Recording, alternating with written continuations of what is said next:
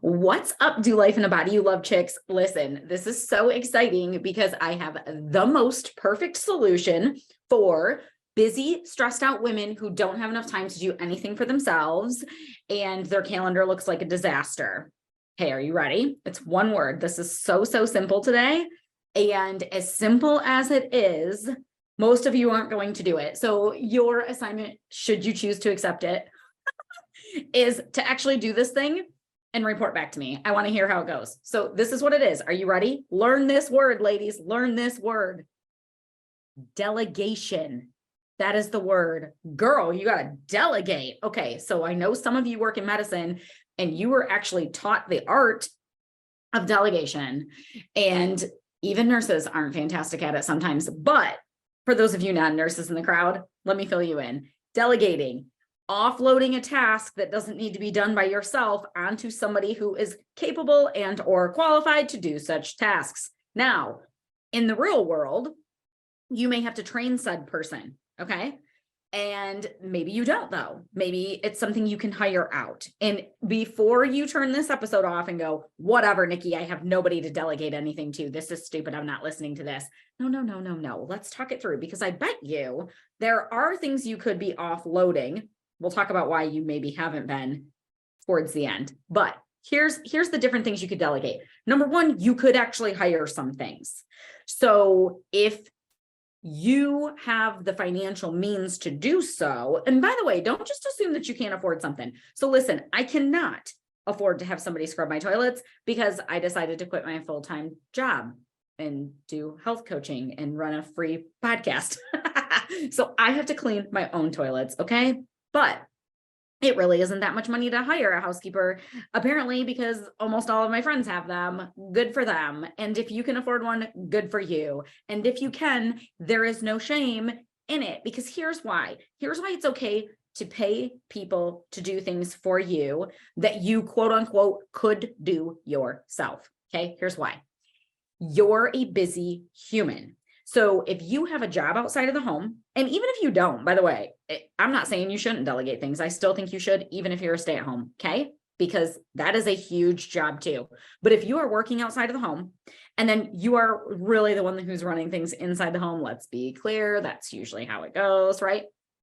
Okay, this wasn't always the case. Women weren't expected to do all of those things and then also like be on the PTA board and volunteer at your church ministry and like all of these things that we think we're supposed to do. So here's the deal. If you're going to be busy outside of your home doing a million things, then you better get some help inside of your home. And even if you can't afford hired help, we're going to address that too. Stay with me, okay? But before you make assumptions that you can't afford help, price check things. Price check things. Because some of these things are not nearly as expensive as you think, especially if you're going to hire out something where it's going to be like a once a month thing, a bi-weekly thing. It's like, look at it and go, do I spend money on dumber things? Probably. And if it buys you back some time for self-care or simply to just not be losing your mind, then isn't it worth it? Like, listen, you can't do all the things. You can't be all things to all humans. So who are we going to rally into this situation to help you out? So it could be hired, right? It could be free services that already come with services you use. Here's a for instance. If you are local to me, we have Kroger grocery store, but whatever your local grocery store is, and you can just pick it up. You can do curbside. So you're not paying for delivery. It's not costing you anything extra. You do the shopping from home, shop online really fast, right? Also saves you from making impulse buys, and you pick a time and you just go to the parking lot and they bring it to you. This saves you a crap ton of time. Downside is sometimes they give you some sketch produce. So my thing is like, okay, well, even if I got a bad onion and so I wasted $1, like, okay, do I even care? Because this just saved me so much time. The answer is that I personally do not care. But you may. Okay, so maybe this isn't a perfect solution for you, but there are all of these things that you can do to like very inexpensively or sometimes even free, get other people to like do tasks that you don't actually have time to do. Okay, now, what about the humans in your life? let's talk about the ones in your immediate household first, because those are the easiest to delegate to. They're called children, and this is why everybody has them. Just kidding. But seriously, think about it. How much of our kids are pulling their own weight?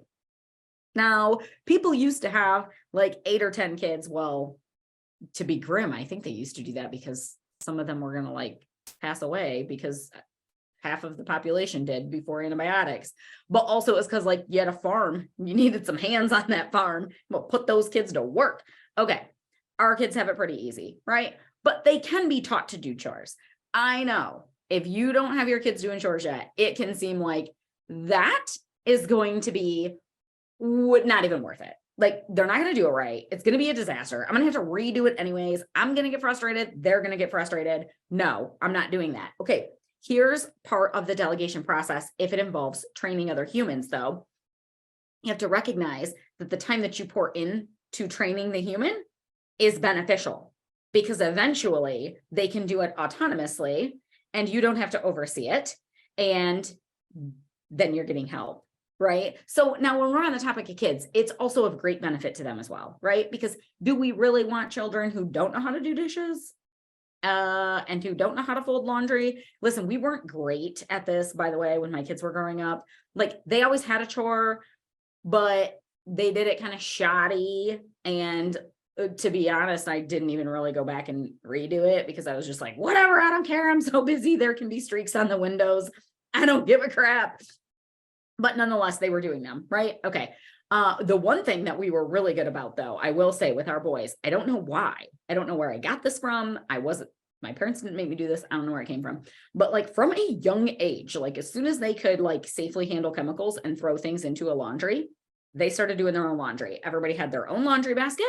And if you want to clean clothes, I guess you're going to wash them because I don't know why I'm doing this for humans who are capable of doing it. And it made sense. It was like, well, it's your clothes, just keep them all separate. And then there's not a pile on the bathroom floor and, whatever. So that is one thing that we did well, but I don't want anybody to be under the false illusion that my boys are great at chores. They're not. They suck. I failed. However, they did do them and it was helpful and they can do dishes really good. They can clean the bathroom. Like they do those kinds of things. And when they got old enough, we even started having them do some of the cooking.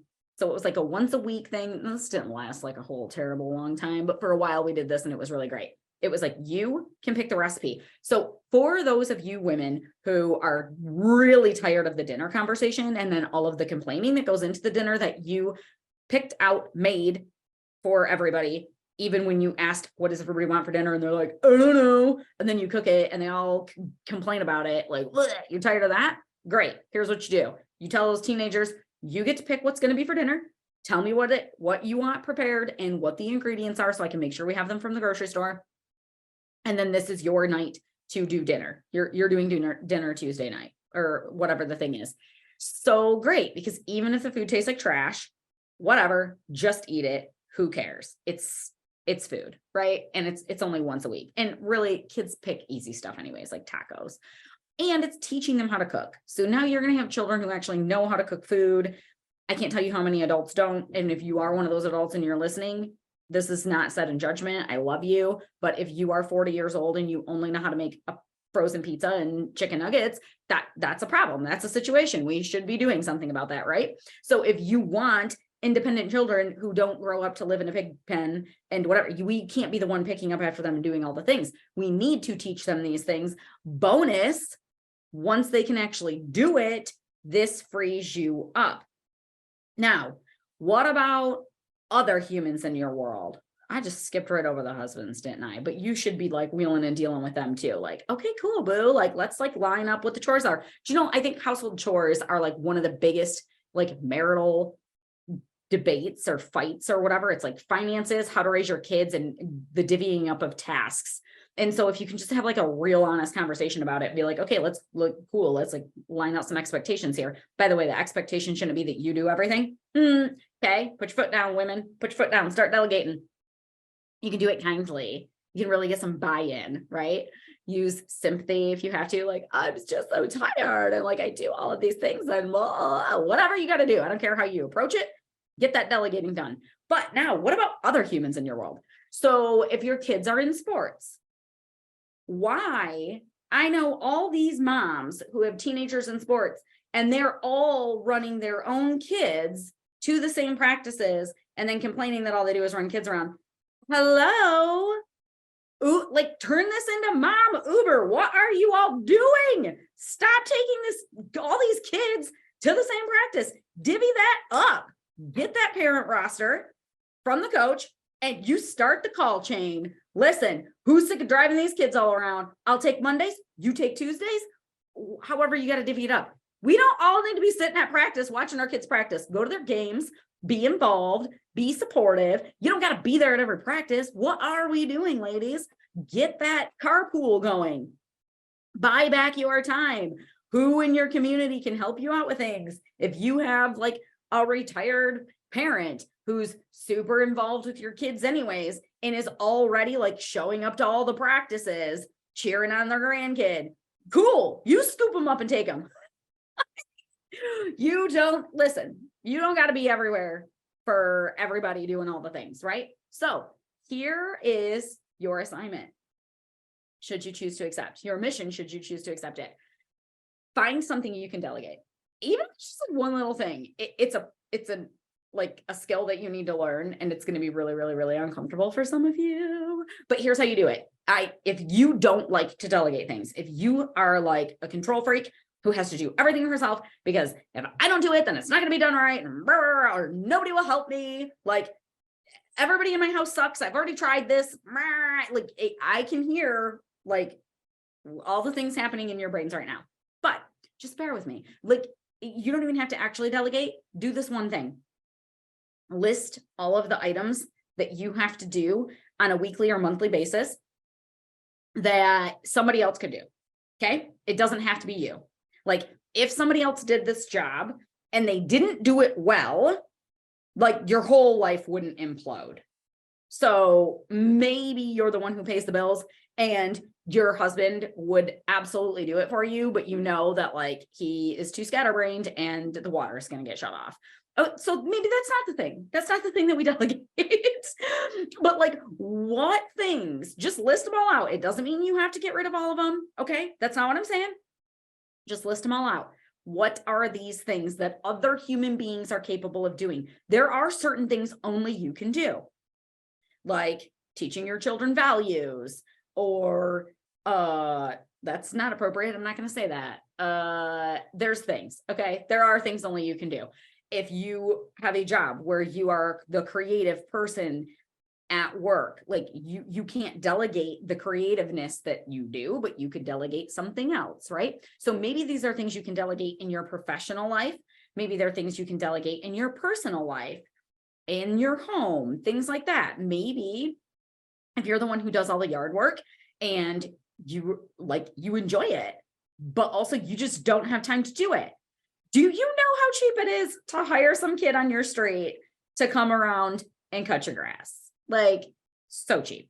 Just let the neighbor kid do it. Maybe the lines aren't going to be perfect. Who cares? It gets done, right? Sometimes when you're going through this process, it's just got to be like, okay, it's going to get done. It's just going to get done. Good enough. It's fine. So there's that. But list them all out. What are all the items that you don't have to specifically be the human to do the things? And then go, who could I actually delegate this to? Is there a person? Is there a service? They get creative, think outside the box. Who besides me could possibly do this and my world would not explode? And now here's why you won't follow through on doing it. There are several reasons. Number one, we already said, because you're a control freak and you want things done your way. And if it's not done my way, then just forget it. Then, okay, well, if that's the mindset you want to keep, boo, you can just keep running yourself into the ground. And when your health is crap and all your relationships are trash and you're grumpy to be around and you're no fun at all, but at least, you know, the laundry will have been folded the way that you like it. No, come on now, just delegate it. Or we don't want to impose on others. These are my sweet girls. Where are y'all at? This is not me. I'm more the control freak, by the way. The person I just mocked. That would be my natural tendency. So much better at delegating now, but it took a long time. But my sweethearts who I don't want to impose on anybody, that's super sweet. But listen, everybody else imposes on you. People don't hesitate to ask you to do things, do they? And if you live in a household with other human beings who are of age to be able to fold socks, is it really imposing on anybody else that you ask them to chip in? No.